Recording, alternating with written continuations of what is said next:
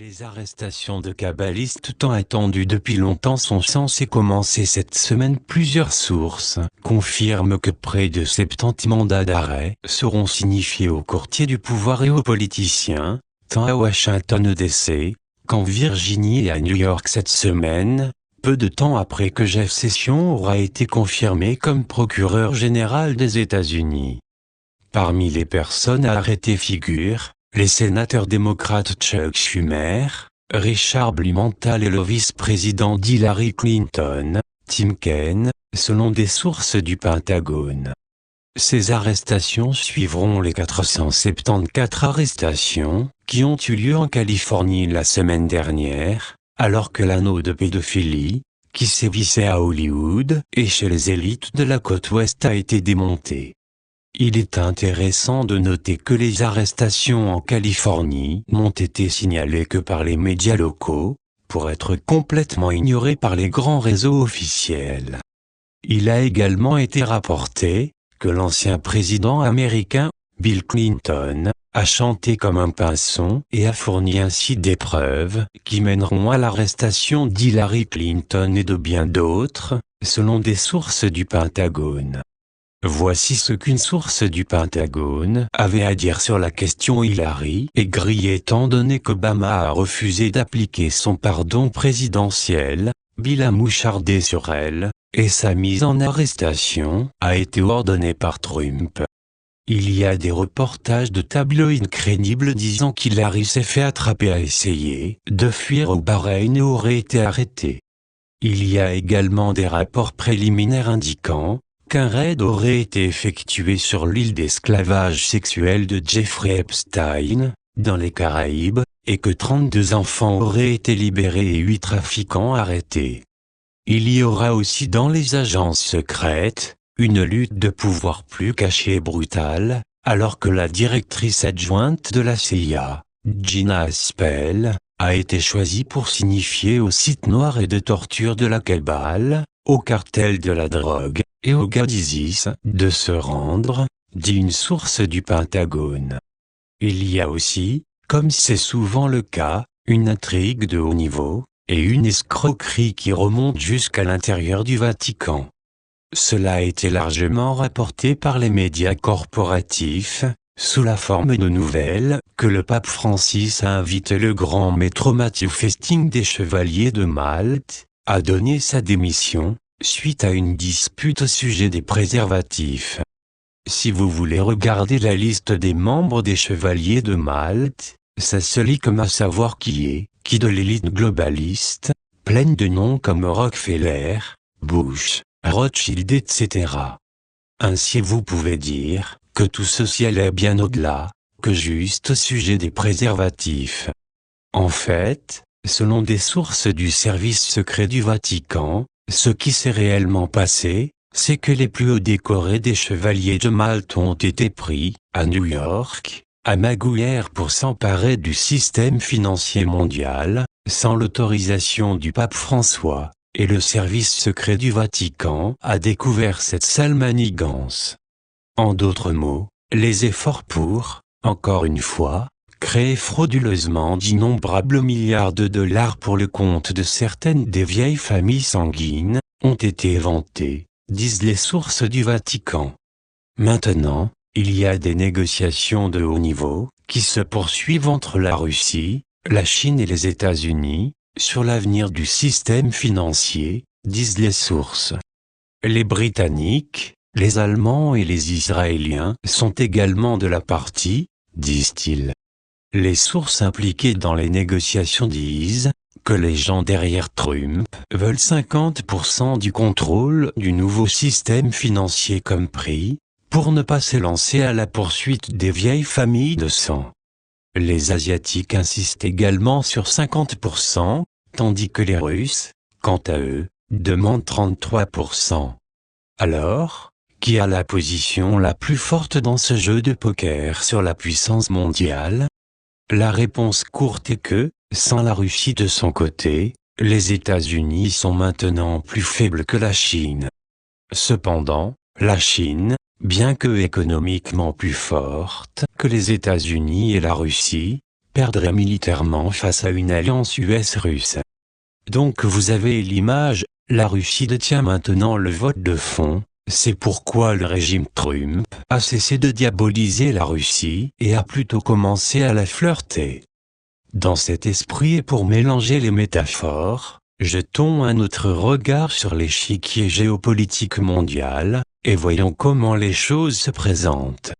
La première chose que nous pouvons confirmer des sources chez les Illuminati gnostiques et ailleurs, c'est qu'un accord a été atteint de ne pas utiliser les armes nucléaires. En d'autres mots, tout cela devra se régler par la voie de la finance hybride, l'information, les forces spéciales et la lutte militaire conventionnelle. Examinons maintenant la position de la Chine. Les Chinois ont réussi dans leur approche pacifique et gagnant-gagnant, et ils ont convaincu plus de 100 pays, représentant environ 80% du PIB mondial, de se joindre à leur banque asiatique d'investissement en infrastructure. Ils ont bien réussi aussi avec leur une ceinture et une route, quelqu'un devrait dire aux Chinois, ce qui est mieux traduit comme une boucle et une route. Ils sont également le premier pays créancier mondial sur le plan militaire. Les Chinois ont identifié les fruits à faible rendement des pays à leurs frontières, qui n'ont pas d'alliance militaire avec la Russie ou les États-Unis, c'est-à-dire, ainsi que mentionné la semaine dernière, l'Inde, l'Indonésie, la Thaïlande, la Corée du Nord et la Malaisie, qu'ils pourraient probablement envahir et contrôler en l'espace de quelques mois. Cela leur permettrait ainsi de contrôler un peu plus de 3 milliards de personnes.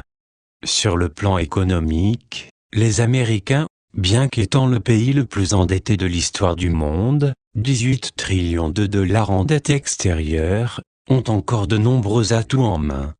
Les sociétés américaines restent dominantes dans le commerce mondial, d'une part. De plus, les États-Unis détiennent encore la position, bien que rapidement en chute, de chef de file dans le domaine de la science et la technologie. Les Américains contrôlent également la plus grande partie du pétrole au Moyen-Orient, bien qu'ils aient dû en céder une grande part aux Russes comme pot de vin, en échange de leur coopération vis-à-vis de l'Asie. Militairement, ils ont encore, et de loin, la plus puissante marine et armée de l'air, sans mentionner les 800 bases dans des emplacements stratégiques autour du globe. Cela signifie qu'ils pourraient étouffer une grande partie de l'accès de la Chine aux ressources mondiales. Ils ont également la capacité technique de faire disparaître la plupart des dirigeants mondiaux. En outre, ils peuvent compter sur de puissants alliés comme le Japon, le Canada et le Royaume-Uni et, dans une moindre mesure, la France et l'Allemagne. Les Russes, quant à eux, réalisent que l'Union européenne s'effondre et cela crée un vide qu'ils peuvent combler en coopérant avec l'Allemagne et la France, pour créer une nouvelle alliance démocratique européenne qui inclurait la Russie. Ils savent également que la Chine est un merveilleux client pour leurs exportations d'énergie et d'agriculture et une grande source de biens de consommation bon marché. Il n'est pas étonnant que le symbole russe soit un aigle à 2 têtes, une tête regarde vers l'est et l'autre vers l'ouest. Naturellement, ils ne veulent pas être obligés de choisir entre l'Occident ou l'Asie. Au lieu de cela, ils jouent les deux côtés contre le milieu. Donc, ce que nous semblons avoir ici, c'est une impasse mexicaine. Dans cette situation, la société Dragon Blanc a proposé un compromis qui, apparemment, est soutenu par les Asiatiques. Le plan, comme on l'a souvent mentionné dans ces pages, est de créer une nouvelle agence de planification du futur, dotée d'un personnel méritocratique. Le fait est que le marché libre hybride, ainsi que le modèle central de planification préconisé par le Japon et émulé et amélioré dans des endroits comme Singapour, la Corée du Sud et la Chine, fonctionne mieux que le modèle de capitalisme corporatif, basé grossièrement sur l'appât du gain, et qui a causé tant de difficultés économiques en Occident. La seule planification du futur à long terme en Occident, ces dernières années, a été réalisé par des fanatiques religieux dans un programme apocalyptique. Nous devrions planifier, non pas pour la fin du monde, mais pour la renaissance du monde en un paradis. Si l'on parvient à un accord fondamental sur le contrôle du système financier mondial, cette agence pourrait lui attribuer un budget annuel de plusieurs trillions de dollars. Avec un tel budget, ce genre d'organisme pourrait littéralement mettre fin à la pauvreté et faire cesser la destruction de l'environnement en quelques mois. Ensuite, il pourrait réaliser de grandioses projets d'infrastructure, explorer l'espace, restaurer les écosystèmes, développer de nouvelles technologies, etc. Le travail réel serait effectué par des entreprises privées faisant des offres compétitives. Ainsi que mentionné la semaine dernière, l'accord avec les Asiatiques est que le premier dirigeant d'une telle agence serait un occidental, mais que la prochaine personne à la tête serait un Asiatique. Par la suite, le poste irait à l'individu le plus compétent. Le contrôle secret de l'agence serait divisé 50-50e entre l'Est et l'Ouest. La société Dragon Blanc aurait transmis également un message de source hautement ésotérique du fait que, malgré des provocations comme le Fukushima, certains événements précisément chronométrés, tels une lune bleue qui était réellement bleue, de grandes météorites frappant la Russie, des éclairs frappant le Vatican et la Mecque, des tremblements de terre dans la Palma etc. n'étaient rien d'autre que des mises en garde en douceur. Il y aura une comète, une éclipse lunaire et une lune de neige, le tout se produisant le 10 février. La question est de savoir si ces événements avaient été prévus longtemps à l'avance, ou si les mouvements du système solaire ont soudainement changé. Commentaire de David Wilcock. Super rapport soulignant juste un aspect d'une merveilleuse histoire, qui est sortie la semaine dernière avec des données pouvant être retracées. J'ai envoyé à Ben le lien suivant sur les arrestations en attente, de Carr, FBI, arrestation Pizzagate imminente à Washington. Cela est sorti sur un lien 4chan que vous pouvez lire ici. Un informateur du FBI révèle que des arrestations PZG sont imminentes. Lien d'origine de 4chan. Bien que l'informateur fait des déclarations choquantes et racistes, avec lesquelles je ne suis pas tout à fait d'accord, il est possible de trouver ici une collection beaucoup plus importante de ce que cet initié avait à dire, et tout cela bien avant la fuite des emails Pizzagate, FBI à non-lien et à lire sans faute. Il est très clair que les fuites de Pizzagate ont remarquablement bien corroboré son information. Un autre événement remarquable de nouvelles a été les surveillants de l'inauguration, qui ont révélé comment ils se sont infiltrés dans les organisations de protestation violentes financées par Soros, et les ont empêchés de faire encore plus de dommages. Certaines villes sont beaucoup plus coopératives que d'autres. La ville la plus réfractaire? Vous le savez déjà. Elle rime avec PP, un 29e, surveillant de l'inauguration infiltrant les organisations de protestation violente, une clé que Ben semble avoir manqué et que, si le pape François a viré le grand maître des chevaliers de Malte, grâce à une dispute sur les préservatifs, c'est que ceci est un autre mot de code pour Pizzagate. Gardez à l'esprit que rien n'est encore coulé dans le ciment, et ces choses pourraient encore prendre des semaines ou des mois à se finaliser. Cependant, le fait que plusieurs sources différentes disent la même chose, c'est très encourageant. Je me prépare à écrire un autre essai cette semaine. J'ai un important épisode d'Ancient Alien en montage aujourd'hui, et qui vient juste après un éprouvant voyage à Gaïa, lequel a duré près de 2 semaines. Le lendemain de son départ, Koregu s'est retrouvé à l'urgence, avec des douleurs thoraciques, ainsi que je l'ai signalé sur ma page Facebook.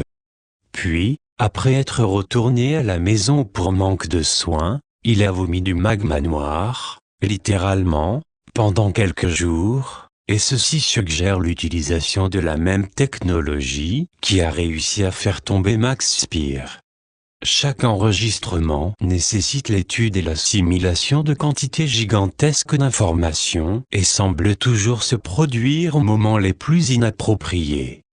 Hier, un ami proche a découvert que presque chaque élément sentimental de son enfance a été volé dans un casier d'entreposage, une installation supposément sécurisée. Simultanément, j'ai éprouvé 3 jours de douleurs physiques sévères, après avoir exagéré avec ma nouvelle machine d'exercice, un elliptique, qui duplique l'effet de courir sans affecter les genoux. Certaines personnes vont rire et savoir ce que c'est. Je ne le savais pas jusqu'à récemment. Ensuite, j'ai eu une mystérieuse douleur au coccyx hier, et pendant la guérison de la douleur la nouvelle horrible du vol est arrivée comme quelque chose qu'on reçoit une fois dans une vie. Ceci étant dit, je recommence à marcher normalement, et je serai mieux préparé que jamais pour l'expo de ce week-end, qui sera un événement en direct et qui contiendra toutes sortes de nouvelles informations. J'en aurai beaucoup plus à dire pour écrire mon prochain article. Toute cette précipitation de choses étranges et bouleversantes est survenue au moment où j'étais également touché avec rêve après rêve, où je rencontre des gens de niveau les plus élevés, et avec des indications claires que ces fuites vont en fait se produire. Il y a des signes très tangibles maintenant, que tout cela est très réel, mais tout comme pour Snowden, peu vont arriver à le croire tant que cela ne commencera réellement à se produire. La Cabale a évidemment essayé de lancer une guerre civile avec leurs médias contrôlés. Ils ont par inadvertance rendu cela extrêmement évident, en refusant littéralement de présenter même un petit morceau de couverture positive pour Trump. Je ne suis pas d'accord avec tout ce qu'il a dit et fait, mais il est absolument ridicule de ne pas donner, même un chuchotement de couverture, soi-disant équilibré à cette histoire. Seuls les psychopathes voient le monde dans ce noir et blanc, et les médias sont clairement devenus psychopathes. C'est la preuve évidente que les psychopathes y sont en contrôle. Le célèbre chercheur de Pizzagate, David Simon, a repris bon nombre des choses que je viens de divulguer récemment, y compris l'Alliance et l'Antarctique. Nous pouvons nous attendre à ce que cela continue. Il est agréable de voir quelqu'un avec son talent, ramasser l'histoire et la lancer. Je dirais aussi que la pluie en Californie n'a pas cessé. Encore une fois, alors que j'écris ceci, il tombe des cordes là où nous sommes, et il est prévu que ça va continuer à des degrés divers pour la balance de la semaine. Nous sommes passés d'une sécheresse permanente à des événements qui élimineront absolument, totalement et complètement tout vestige d'un manque d'eau. Enfin, nous avons une saison normale d'hiver sous la pluie. La pluie transmet une énergie déprimante à certains moments, mais c'est totalement bien à la lumière de ce qu'elle fait pour nous. Le partisan de longue date, Coyaple, a écrit un premier résumé du spectacle de la soirée du Super Bowl hier soir avec Lady Gaga. Comme prévu, c'était une véritable orgie de symbolisme satanique. Il ne cache rien. Cependant, c'est beaucoup trop peu, trop tard pour eux, de jamais pouvoir espérer que leur rêve d'un nouvel ordre mondial, sous leur contrôle, puisse se réaliser. Enfin, nous avons eu un autre signe important, que la Cabale avance avec leurs armes antiques de l'Antarctique pour la distraction de la masse. Maintenant, nous entendons dire que, à cause d'une fissure dans la glace, il se trouve justement que la base britannique en Antarctique doit être vidée pour le mois de mars, et ne sera pas de réactiver avant novembre. Cela donne aux initiés le temps de la nettoyer toute chose incriminante qui pourrait trahir leur plan et de s'assurer que la zone, dedans et autour de la base, est correctement apprêtée pour que ces gars puissent aller explorer les ruines, sans squelettes géants indésirables apparaissant ici et là, un 16e, Craque dans la glace met en dormance la base antarctique britannique. L'enquête britannique sur l'Antarctique consiste à retirer tout le personnel de sa base d'âge spatial de aller en Mars, pour des raisons de sécurité. Cette action très inhabituelle est nécessaire parce que la plateforme brin de glace, sur laquelle se trouve la station de recherche, a développé une nouvelle fissure. Les responsables de là-bas affirment que, ni le personnel ni la base, ne sont en danger immédiat, mais estiment qu'il serait prudent de se retirer pendant l'évaluation de la situation. Le plan serait de revenir en novembre, une fois que l'hiver est terminé en Antarctique. La nouvelle grande fissure est vraisemblablement réelle, mais ils auraient pu facilement l'avoir causée par les micro-ondes de HAARP, les explosifs en profondeur, les mini-nuques, petits missiles nucléaires, etc. Tout ce que nous voyons est une excellente nouvelle, et Ben a capté beaucoup d'autres détails que j'avais manqués. Ce sont des moments très excitants. N'oubliez pas de voir le flux en direct de mes événements de divulgation ce week-end à l'Expo Conçu Live. Plus de détails à suivre bientôt sur divinecosmos.com. David Wilcock traduction STLP. Pour ceux qui comprennent l'anglais, je suggérerais vraiment que vous vous abonniez à la lettre hebdomadaire de Benjamin Fulford et à Gaia.com. Les gens comme eux travaillent fort pour nous, et ce, au péril de leur vie. Les soutenir est un tout petit moyen de leur témoigner notre reconnaissance. benjaminfulford.net